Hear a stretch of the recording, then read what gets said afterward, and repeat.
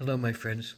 So, if today's date, July the 1st, is your birth date, this is a reading for you for this year.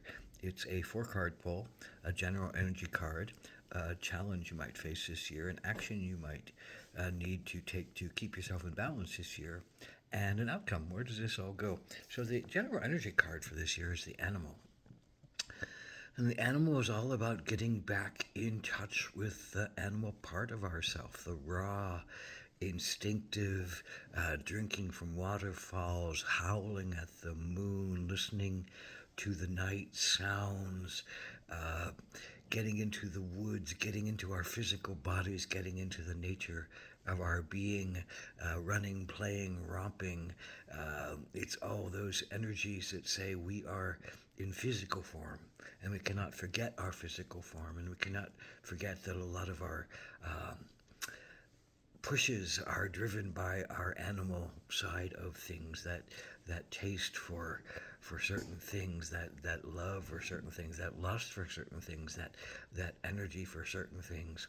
Also, the animal is that ability to shake off one's trauma.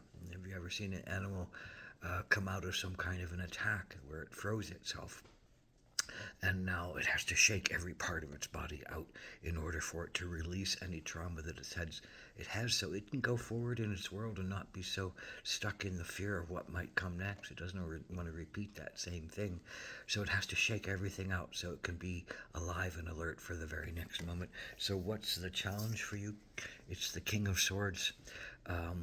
You have developed your mind in a very astute way. You followed some very big and powerful paths of learning and understanding and communication. And the king says you have risen to a very powerful place in your mind, a Solomonic place, a great judge, a great lawyer, a great teacher, a great healer, a great wise person, a great sage.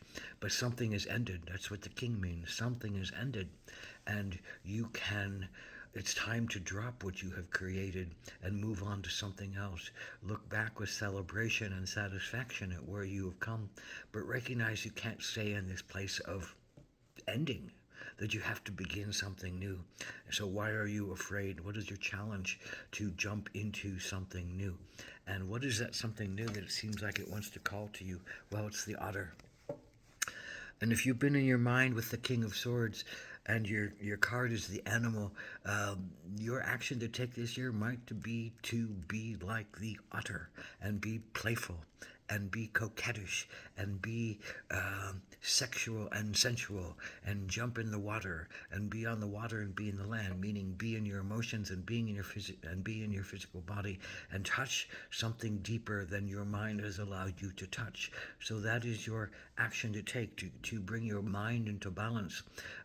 So you know what the next step is. So you know where you want to go next. So you can decide with a sense of pleasure that maybe you have not allowed yourself to be in, and a sense of play that you've not allowed yourself to be in, and a sense of following something that might have been very interesting and dynamic for you, but you chose to not follow it at one point because you knew that you needed to follow your mind to become whatever you became in this world that you are at now, that says, well, you're done with that. It's time to let go and to move into something else.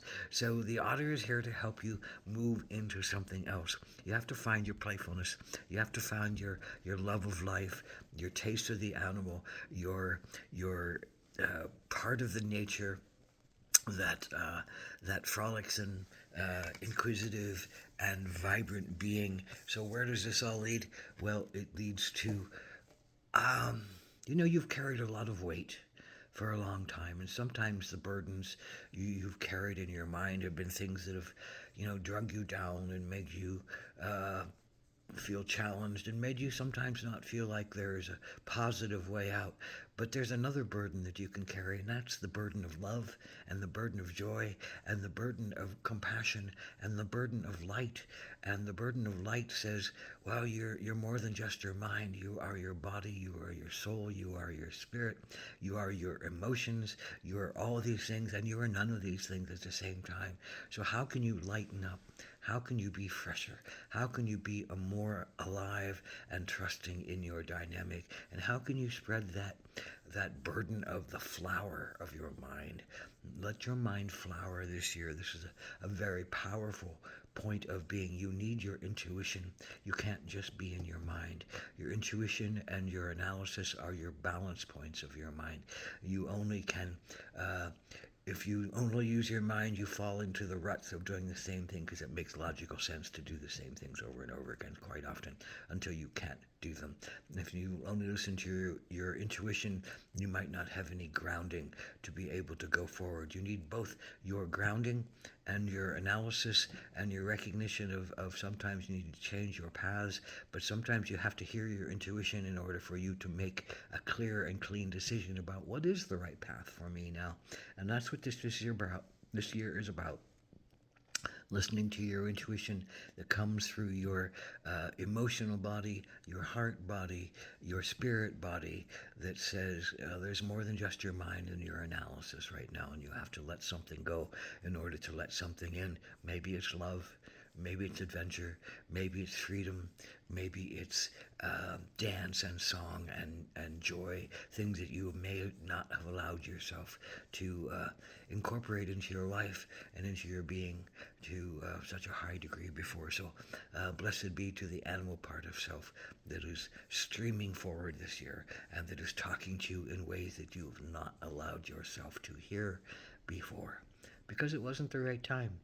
But now is the right time. So open yourself up and blessed be.